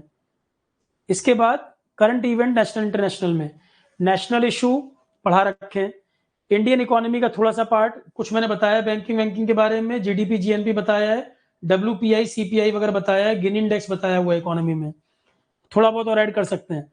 इंडियन पॉलिटी यहां भी लिख दिया, पॉलिटी पीछे भी है, तो खुद ही नहीं समझ आ रहा सिलेबस इसको, वही टॉपिक इसने यहां भी लिख दिया, वही पीछे भी लिख दिया। अब लिख रहा है इंडियन पॉलिटी, नेशनल में भी ये कह रहा है, देखो आधा काम तुम्हारा इसने खत्म कर दिया। इंडियन पॉलिटी इसमें current event of national international में कह रहा है इंडियन पॉलिटी, तो पॉलिटी तो पूरा पढ़ा ही है। इंडियन इकोनॉमी, इकोनॉमी अलग से पेपर 2 में है, जुडिशियरी पॉलिटी में पढ़ रखा है, इन्वायरमेंट इतना काम तो वैसे ही खत्म हो गया। इतनी बात जो ये सिलेबस में कह रहा है नेशनल इश्यूज में, इसमें तो कुछ करना नहीं है, करंट के टॉपिक सब अपडेशन करते चल रहे हैं। साइंस एंड टेक्नोलॉजी, नासा के प्रोग्राम, इसरो के प्रोग्राम, नई टेक्नोलॉजी, डिफेंस, ये मैंने आपको ऑलरेडी जीके करंट अफेयर में पढ़ाया हुआ है। स्टेट्स की बात कर रहा है, स्टेट्स भी हमने पॉलिटी में पढ़ाया है, स्टेट्स के कैसे काम करता है। सोशल स्कीम, गवर्नमेंट की स्कीम, उज्ज्वला, उजाला, उदय प्रोग्राम सब तो पढ़ाए हुए हैं। प्रोजेक्ट सनराइज, जिज्ञासा प्रोग्राम, मुद्रा बैंक, जन आरोग्य योजना, आयुष्मान भारत, कितनी प्रोग्राम तो पढ़ाए हुए हैं। Sports, reports, committee commission, award honour, accident calamity, और इंडिया में पहला कौन हुआ, यही पढ़ाया जीके करंट अफेयर में। फर्स्ट अमंग द इंडियंस करके, इंडिया में पहला कौन है, पहला सीएजी, पहला इलेक्शन कमिश्नर, पहला एवरेस्ट पे जाने वाला, पहली Indian women, GK current affair में पूरा चैप्टर पढ़ाया है इसका। 1.5 पेज का है लगभग, फर्स्ट इन इंडिया, साफ साफ लिख रहा है कि यहां से क्वेश्चन आएगा, और कॉपी में एज इट इज लिखा हुआ है, तो ये प्रॉब्लम नहीं है। इंटरनेशनल में भी क्या कह रहा है, international award, Booker prize, Pulitzer prize, और उसके Man Booker international prize, Miss Universe, Miss World, Nobel prize, Nobel से क्वेश्चन पक्का है, और कैसे बताएं। दुनिया में पहला, ये आपका साइंस वो उसका वाला पार्ट है, रिसर्च वाला, एक्सरे मशीन किसने बनाई, दुनिया में पहला एक्सरे मशीन बनाने वाला, हार्ट ट्रांसप्लांट करने वाला, ये इन्वेंशन बताए थे मैंने, फर्स्ट इन द वर्ल्ड वो है, इन्वेंशन वाला होगा। उसके अलावा आपका इंटरनेशनल लीडरशिप, कहाँ के राष्ट्रपति नए कौन बने हैं, करंट अफेयर में सब कराया है। इंटरनेशनल रिपोर्ट जो आती है, आईएमएफ की रिपोर्ट, वर्ल्ड बैंक की रिपोर्ट, वर्ल्ड इकोनॉमिक फोरम की रिपोर्ट, यूएनडीपी की रिपोर्ट, उसके अलावा world peace, global hunger index, world peace index, world happiness report, सारी पढ़ा रखी हैं जीके करंट अफेयर में। और अभी इधर जो आए हैं वो भी अपडेट करूंगा। Geographical event around the world, कहीं सिविल वॉर चल रही है, तख्ता पलट हो गया, ज्योग्राफिकल इवेंट, ये सब आ जाएगा इसमें। तो जीके करंट अफेयर जितना कर रखा है बहुत है, और अभी कुछ लेक्चर करंट के ऐड हो जाएंगे, 4-5 लेक्चर, ये भी काम डन है। इंग्लिश लैंग्वेज में वही ग्रामर, प्रिपोजिशन, अब इसमें नहीं जा रहा हूं मैं। फिर आपका इंटेलिजेंस एंड रीजनिंग वाला पार्ट, एप्टी रीजनिंग में देख लो, एप्टी रीजनिंग ये आप देख लेना भाई, ये सारे हैं कि नहीं। इसमें मैं आपको डिस्कस कर देता हूं general science, economic social development. देखो इकोनॉमिक सोशल डेवलपमेंट में बात करें, एनवायरनमेंट की भी बात करें, एनवायरनमेंट टॉपिक तो ये लिखे हैं, एनवायरनमेंट इतना डिटेल में पढ़े हो, सब पढ़ रखे हो ये। Environment ecology, biodiversity and climate change. Civil services और पीसीएस मैक्सिमम बच्चा देगा इसका एग्जाम, मैक्सिमम क्राउड वो देगा, जीएस क्योंकि पूरा आ रहा है। आरओ को भी देना चाहिए, वो भी जीएस पढ़ रहे हैं, सीजी पीरियड वाले भी दे सकते हैं।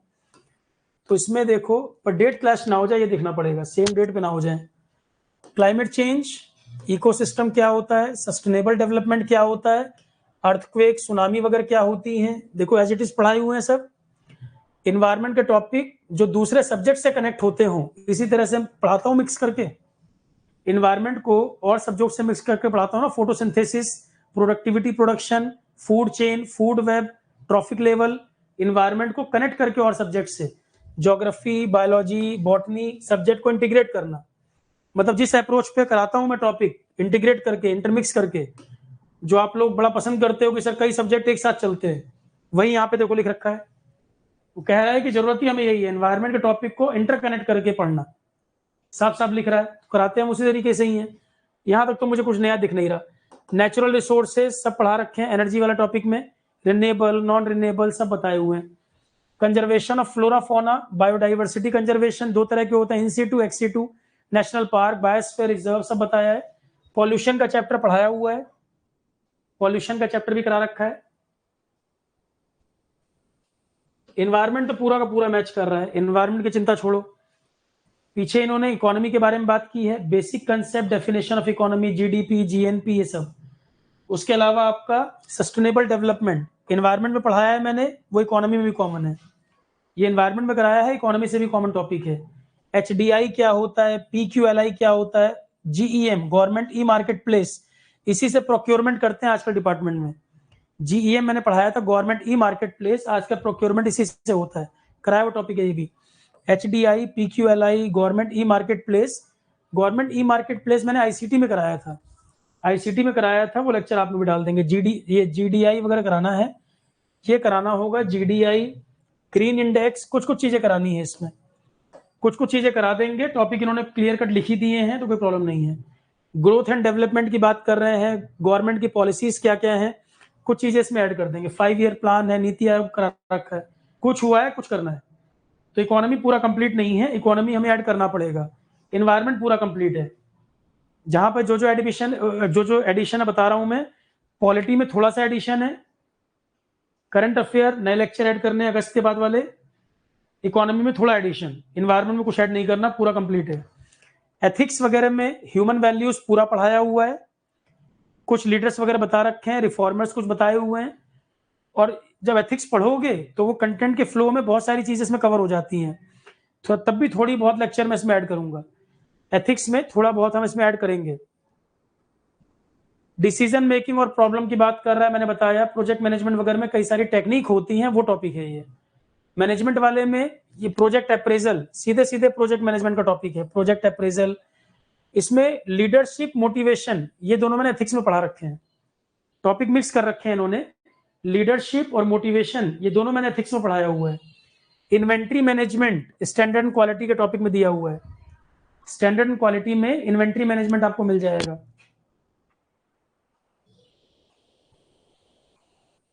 डेलीगेशन का टॉपिक जो है, डेलीगेशन अथॉरिटी वाला, ये भी प्रोजेक्ट मैनेजमेंट का टॉपिक है।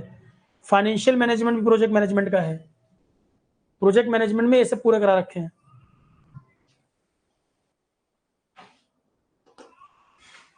ये कई टॉपिक इसमें से हो रखे हैं क्लास के अंदर। प्लानिंग, ऑर्गेनाइजिंग, ये तो सीधे सीधे प्रोजेक्ट मैनेजमेंट है।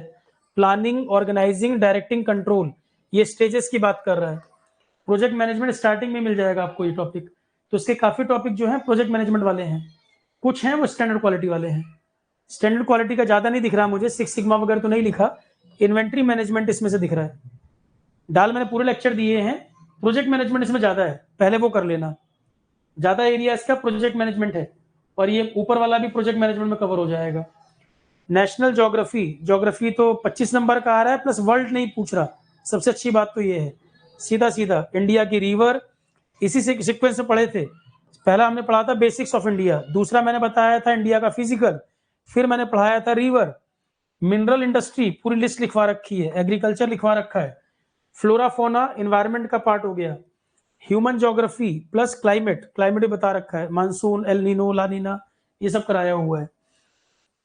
ठीक है, ऐसे ये आपको करना पड़ेगा भाई, ऐसे राइटिंग वाला पार्ट डिस्क्रिप्टिव, क्योंकि अब ऐसे लिखाना तो नहीं बताऊंगा।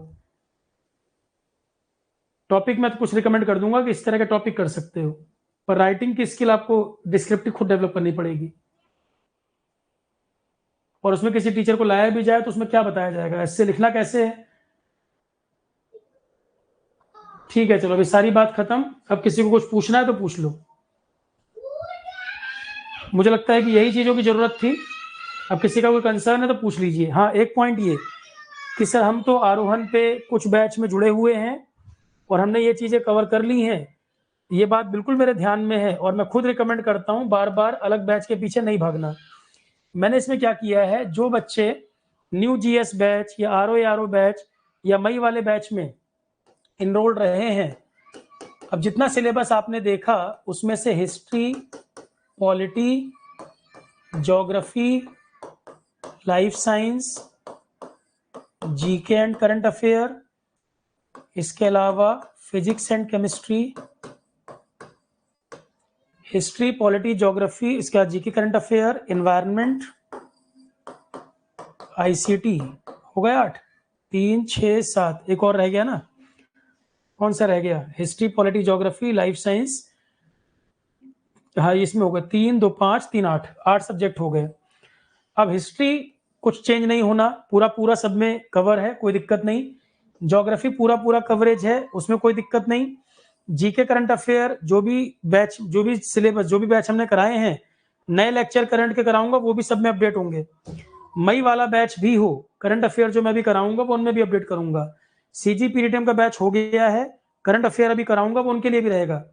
तो जो बैच पहले करा भी चुका हूं, करंट अफेयर के लेक्चर अभी जो कराऊंगा उनमें मैं ऐड कर दूंगा, उसके लिए आप परेशान मत होइएगा। और नई मैगजीन भी जो लॉन्च की थी आरोहण ने, वो भी आप चाहो तो ले सकते हो, जरूरत हो तो ले सकते हो, बाकी मैं करंट अफेयर तो पढ़ाऊंगा अभी। और तो जीके करंट अफेयर में आपका कुछ ऐड नहीं होगा जो ऑलरेडी इनरोल्ड है आरोहण पर, एनवायरमेंट में ऐड नहीं होगा, आईसीटी में ऐड नहीं होगा, ज्योग्राफी में ऐड नहीं होगा, हिस्ट्री में ऐड नहीं होगा, है ना, ये एडिशन नहीं होने।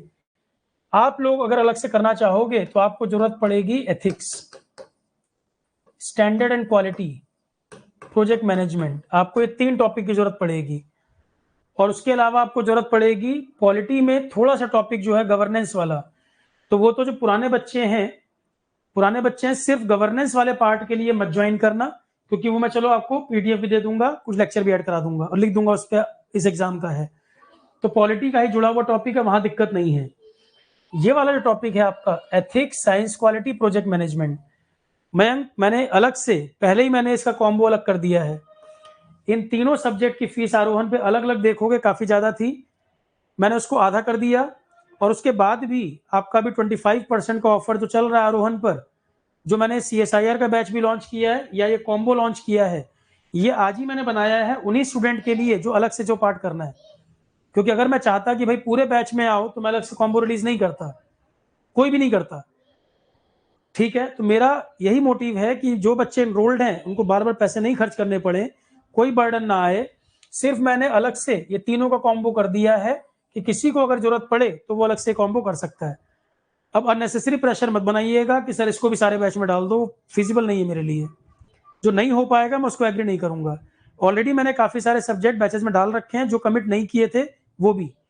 इसका कॉम्बो अलग से बना दिया है, फीस आधी कर दी, और उस आधे के बाद भी फी इंक्लूसिव जीएसटी है, और उसके बाद भी 25% ऑफर आज तक भी अवेलेबल है, कई दिन से चल रहा है। वो ऑफर भी 10 ही दिन का था, बच्चों के डिमांड पे वो लगभग महीना भर एक्सटेंड कर दिया।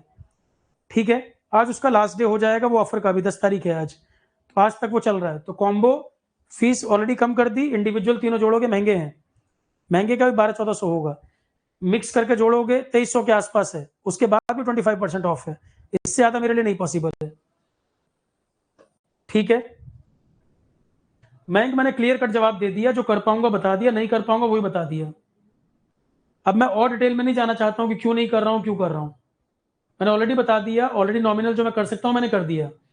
पहले आप डिमांड करो सर बैच लॉन्च करो, उस बैच में टीचर 4 गुना मेहनत भी करे, फिर हर चीज को मैं उसी में ऐड करता चला जाऊं, तो नहीं पॉसिबल है। कभी आपने ये नहीं कहा कि सर आईसीटी आपने नहीं कहा था, हिंदी नहीं कहा तो भी अवेलेबल करा दिए, वो नहीं बोला आपने। अब जो चीजें अलग से थोड़ी बहुत हो रही उसमें भी आपको दिक्कत है, मैंने बता दिया। ये अलग से कॉम्बो बनाया है इन्हीं के लिए कि बच्चों को दोबारा पूरा बैच ना करना पड़े। मैक्सिमम करंट अफेयर वगैरह सब मैं दे रहा हूं, उसमें कोई दिक्कत नहीं। ये टॉपिक अलग से हैं, इंजीनियरिंग सर्विसेज में आते हैं ये। ठीक है। एक पॉइंट और मुझे डिस्कस करना है, साइंस में इन्होंने कुछ टॉपिक जो है 11th-12th केमिस्ट्री के डाल दिए हैं, उसके चक्कर में पढ़ने की बजाय बाकी सारा पहले पढ़ लो। 2 ही महीने है, दिमाग में रखो बात। सिलेबस कितना भी लिख दे, पर टाइम कितना दे रहा है? टाइम 2 ही महीने दे रहा है, और फरवरी में एग्जाम हो जाएगा, तो 2 ही महीने के अंदर 11th-12th की केमिस्ट्री भी पढ़ लोगे, नहीं पॉसिबल है, ना कर पाओगे। और इतने नंबर का पेपर है, इतने एरिया है पढ़ने के लिए कि उसका नंबर भी नहीं आ पाएगा। पूरा सिलेबस होते होते शायद 11th-12th केमिस्ट्री का नंबर ना आए। तो 11th-12th केमिस्ट्री को छोड़ के बाकी सारा पहले कर लो, और अगर सारा पहले कर लोगे, जब हो जाए तो मुझे बता देना कि तुम्हारे पास क्या 11th-12th केमिस्ट्री के लिए टाइम बच रहा है, तब मैं फिर कुछ दिमाग लगाऊंगा भाई क्या करना है उसमें। पहले तुम पूरा सिलेबस रेडी करोगे, तुम्हारी ड्यूटी है। 11th-12th केमिस्ट्री अगर पूरा रेडी तुम्हारा हो जाए, उसके बाद तुम्हें लग रहा है सर और टाइम है मेरे पास, तो मुझे बताना। 1% भी पॉसिबिलिटी नहीं कि शायद ऐसा हो, क्योंकि मैक्सिमम चीजें सिलेबस इतना है, करते करते आपको समय लगेगा। 2 महीने का लगभग समय मुश्किल से मिल रहा है यहाँ पर, फिर रिवीजन भी करोगे, क्वेश्चन भी लगाओगे। ठीक है। ईएससी का बैच अगर कर रखा है आनंद, तो ईएससी वाला कर रखा है तो सीएसआईआर वाला ही करना चाहिए, क्योंकि सीएसआईआर वाले में जीएस काफी ज्यादा है, फिर उसमें आपका एप्टी रीजनिंग भी ज्यादा। हालांकि मैंने ईएससी में भी कुछ टॉपिक दिए थे, तो उसके लिए फिर मैं सीएसआईआर वाला ही रिकमेंड करूंगा, क्योंकि ईएससी के 3 ही टॉपिक हैं, बाकी सारे जो हैं वो अलग एग्जाम के हैं। तो ईएससी में अगर आप इनरोल्ड हो तो सीएसआईआर वाला आपको बेनिफिशियल रहेगा, और आज उसमें डिस्काउंट भी चल रहा है, आज उसका लास्ट डे है। या जरूरत पड़ेगी चलो मैं कल तक एक्सटेंड भी कर दूंगा, किसी को प्रॉब्लम है तो कल तक उसको एक्सटेंड कर देंगे ऑफर को भी। इसके बाद ऑफर आएगा तो क्रिसमस के आसपास आएगा, अभी फिलहाल नहीं। इसके बाद ऑफर आएगा तो क्रिसमस के आसपास, अभी फिलहाल 10-15 दिन नहीं। ठीक है। तो जो आपकी डिमांड थी वो पूरी हो गई है, यही आप जानना चाह रहे थे इसमें? कोई पॉइंट किसी का रह गया हो, कुछ पूछना हो तो बताओ मुझे। पीडीएफ रहेगी मयंक, मैंने बोल दिया, पीडीएफ आरोहन पे सारी अवेलेबल है, ओपन है। अननेसेसरी आप ये क्वेश्चन रेस कर रहे हो, आरोहन पे सारी पीडीएफ ओपन है, टेलीग्राम पे मैं शेयर भी कर देता हूँ। पीडीएफ को लेकर आप ये मत कहिए कि फ्री में डाल दीजिएगा, आप नहीं कहोगे तो भी मैं अवेलेबल कराऊंगा, और हमेशा कराया है। तो वो पॉइंट मत रेस करो जो ऑलरेडी क्लियर है कि सर पीडीएफ तो देंगे ही देंगे, वो तो मैं करूंगा ही। मैं सिर्फ कोर्स की बात, लेक्चर की बात कर रहा हूँ। पीडीएफ की आप चिंता ना करें, पीडीएफ जो बनाऊंगा सब अवेलेबल रहेगी। शर्मा, अगर 0 से लेकर स्टार्ट करेंगे तो सिलेबस 2 महीने में काफी है। 0 से स्टार्ट करने की बात सोच रहा हूँ, 2-3 सब्जेक्ट पहले से रेडी हैं तब तो ठीक है, 2-3 सब्जेक्ट रेडी हैं तब ठीक है, नहीं तो आपको और भी अपकमिंग एग्जाम देने होंगे तो पढ़ना तो पड़ेगा ही। अगर शर्मा आपको कॉम्पिटिटिव एग्जाम की तैयारी करनी है, जीएस देना है, तो आपको शुरू तो करना ही पड़ेगा, भले इस पेपर में हो ना हो फरवरी में, पर आगे भी जो एग्जाम आएंगे उनके लिए शुरुआत कभी तो करनी पड़ेगी, डे 1 कभी तो शुरू करना पड़ेगा, अगर कंपटीशन देना है तो। सीजीपीटीटीएम वाले जो बच्चे हैं, हिस्ट्री पॉलिटी कॉम्बो अलग से बना रखा है मैंने, आर्य बताया भी था। सीजीपीटीएम वाले बच्चों के लिए हिस्ट्री पॉलिटी ज्योग्राफी कॉम्बो अलग से कोर्स अवेलेबल है। तो जो सीजीपीटीएम वाले में इनरोल्ड है आरोहन पर, उनका कॉम्बो अलग से बनाया था। देखो मैंने जानबूझकर दोनों की फीस सेम रखी है। जो ये 3 सब्जेक्ट का कॉम्बो है, अभी जो 3 सब्जेक्ट का कॉम्बो है, ethics, project management, science and standard quality, ethics, project management, standard quality, ये कॉम्बो बनाया है कि जो बच्चे आरओ सीजी उसमें आरओ वगैरह में जीएस पढ़ चुके हैं, न्यू जीएस बैच में पढ़ चुके हैं, उनको ये चाहिए, तो ये कॉम्बो अलग है। और सीजीपीटीएम में जो कमिट किया था वो पूरा करा दिया, आईसीटी वगैरह भी दे दिया। उनको हिस्ट्री पॉलिटी ज्योग्राफी सिर्फ ये 3 सब्जेक्ट अलग से चाहिए थे, इसका कॉम्बो मैंने अलग से बनाया था। कॉम्बो कोर्स 2 पढ़े हैं, ethics, project management, standard quality, आज लॉन्च हुआ है। ये पहले से पढ़ा है, हिस्ट्री पॉलिटी ज्योग्राफी। फीस दोनों की बराबर कर रखी है, फीस दोनों की बराबर है, और आज की डेट तक ऑफर सब पे है, मतलब फीस कम के बाद भी ऑफर दोनों पे चल रहा है, इस पे भी है, इस पे भी है। ठीक है। सीजीपीटीएम जनवरी 3rd वीक मैंने बताया सागर, मुझे जो अपना मानना है मेरा।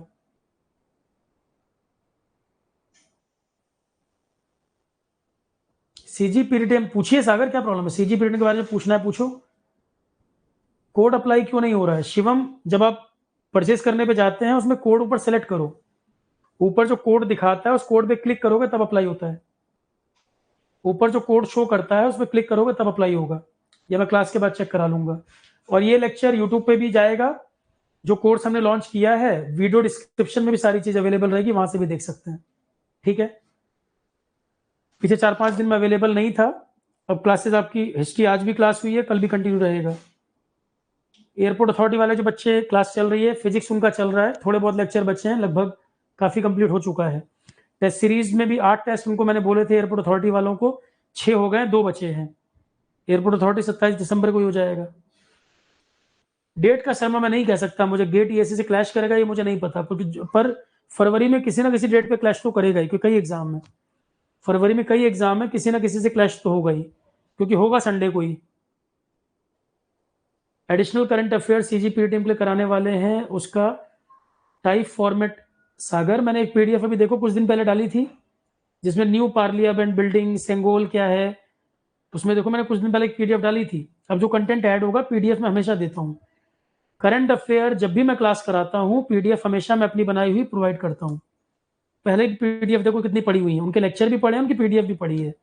मेरे सब्जेक्ट में कभी भी आपको लिखने का प्रेशर नहीं रहता, तो वो मेरी जिम्मेदारी, जो क्लास होगी उसका मेरा द्वारा बनाया गया मैटर पीडीएफ हमेशा अवेलेबल रहेगा। तो अभी तो मैं न्यू पार्लियामेंट बिल्डिंग वगैरह जो पीडीएफ मैंने आपको दी थी उसका वीडियो नहीं बनाया था ना, अब वो सब टॉपिक कवर करते चलेंगे, वो भी कराऊंगा और आगे वाले भी ऐड करूंगा। अब जल्दी शुरू हो जाएगा, करंट हिस्ट्री चल रहा है, क्योंकि हिस्ट्री 20 से पहले कंप्लीट हो जाएगा और पूरा खत्म होने का वेट नहीं करेंगे, 15 के आसपास ही करंट अफेयर शुरू कर देंगे। मॉर्निंग 11:30 करंट अफेयर चलेगा, इवनिंग आपका हिस्ट्री चलेगा। जब हिस्ट्री खत्म हो जाएगा तो करंट अफेयर आगे बढ़ जाएगा। 3 महीने का बहुत ज़्यादा डाटा नहीं होगा, सितंबर अक्टूबर नवंबर का करंट बहुत ज़्यादा नहीं होगा, 4-5 क्लास काफ़ी होगी मेरे हिसाब से। फिर जनवरी में फिर ऐड करेंगे, क्योंकि जनवरी का डाटा 10 जनवरी तक का पूछेगा, फरवरी मिड के बाद पेपर है, 10 जनवरी तक मान लो। करंट आप चिंता ना करो, मेरे ऊपर छोड़ दें, जब जब ऐड करना होगा मैं अपने आप ऐड करूंगा। मुझे पता है एग्जाम अभी कौन से होने वाले हैं, उसके पहले पहले अपडेट हो जाएगा। करंट के लेक्चर संदीप मैं रोज बोल रहा हूँ, एक बार मतलब कैसे समझ नहीं आ रहा तुमको यार। करंट में बार बार बोल रहा हूँ, सीजीपीटीएम का बैच हो, आरोहण पे जितने बैच हुए हैं, करंट जिसमें है उन सब में करंट अपडेट होता चलेगा। रोज ये सवाल क्यों पूछ रहे हो, मैं समझ नहीं पा रहा हूँ। 10 बजे पूछा होगा, 10 बार मैंने बताया होगा। करंट अफेयर जो भी बैचेस हुए उनमें होगा, इवन यूट्यूब पे भी जाएगी करंट अफेयर क्लास। 4-5 लेक्चर अभी होंगे, 15 तारीख के आसपास शुरू करूंगा। करंट को लेकर आप बिल्कुल चिंता ना करें, जो मैंने कह दिया है उससे ज्यादा ही कराया है, आप उसकी टेंशन ना लो। भाई कमिट किया है, नहीं कराया तो आप मेरे से बोलो, ठीक है। सागर गेट ईएससी और आरओ सीजीपीटीएम, ये कई एग्जाम जो है ना, एक दो एग्जाम की डेट क्लैश करेगी, ये क्लियर है। और गेट ईएससी वाले इन एग्जाम के पीछे भागे, मैं रिकमेंड भी नहीं करूंगा। जो बच्चा सिंसियरली गेट ईएससी की तैयारी कर रहा है और उसकी तैयारी अच्छी है, क्या दिसंबर में वो अपना टारगेट चेंज करेगा? तुम मुझे बताओ, ये पूछने का भी सवाल नहीं है। गेट ईएससी की तैयारी जिसकी अच्छी है, क्या अब जाके वो कोई और एग्जाम पे डेविएट करेगा? और अगर उसके दिमाग में दूसरा एग्जाम आ रहा है, इसका मतलब गेट ईएससी की तैयारी सही नहीं है। अपने आप से ईमानदार रहो। दिसंबर मिड आ गया, फरवरी में आपका गेट ईएससी होना है, जिसकी तैयारी अच्छी है वो और एग्जाम सोचेगा भी नहीं, इस समय रिवीजन में लगा होगा। और अगर आपके दिमाग में ये आ रहा है कि मैं और एग्जाम के चक्कर में भाग जाऊं, तो गेट ईएससी की तैयारी सही नहीं है फिर। और गेट ईएससी के सिंसियर कैंडिडेट इन एग्जाम के चक्कर में भी ना पड़े, तो सिंसियर इनकी तैयारी अच्छी है। अब ये टाइम नहीं कि चेंज किया जाए रूट। टेस्ट सीरीज अभी मेरा प्लान नहीं है शर्मा, आज ही मैं लौटा हूँ, आज ही क्लास कराई है। टेस्ट सीरीज थोड़ा वेट कर लो, पहले सिलेबस जितना अलग अलग है वो पूरा कराऊं मैं। जिनके लिए टेस्ट सीरीज कमिट की थी उनको करा दी है, अभी इसके लिए मैंने फिलहाल प्लान नहीं किया है। क्वेश्चन प्रैक्टिस में कराऊंगा, जीएस के क्वेश्चन प्रैक्टिस में कराऊंगा, ये क्लियर है। क्वेश्चन प्रैक्टिस बहुत सारी कराऊंगा, टेस्ट सीरीज होगी कि नहीं वो अभी प्लान नहीं है। प्रैक्टिस क्वेश्चन आपको कहीं मिलेंगे, जीएस के मैं कराऊंगा खुद लाइव में भी। गवर्नेंस मैंने बोल दिया, सुगंधा पूरा लेक्चर देख लीजिए। गवर्नेंस पॉलिटी के साथ मैं ऐड कर दूंगा, और उसमें लिखना पड़ेगा अलग से मुझे कि ये इस एग्जाम के लिए है, केवल गवर्नेंस के लिए मत करना। बीआरओ में सिलेक्ट हो गए प्रभाकर, कांग्रेचुलेशन, गुड। इधर काफी सिलेक्शन हुए हैं, पिछले 1 महीने में बहुत बच्चों के मैसेज आए हैं, सिलेक्शन काफी बच्चों के हुए। ये बहुत मोटिवेटिंग फैक्टर है मेरे लिए कि आरोहण से बच्चों को काफी हेल्प मिली। ठीक है, चलो class, good night. Good night all of you. कोई और पॉइंट किसी का होगा तो यूट्यूब वीडियो में कमेंट में लिख दीजिएगा, या ऐप के ऊपर आप जुड़े हैं आरोहण पर तो आप चैट बॉक्स में लिख दीजिएगा। Thank you all of you, good night.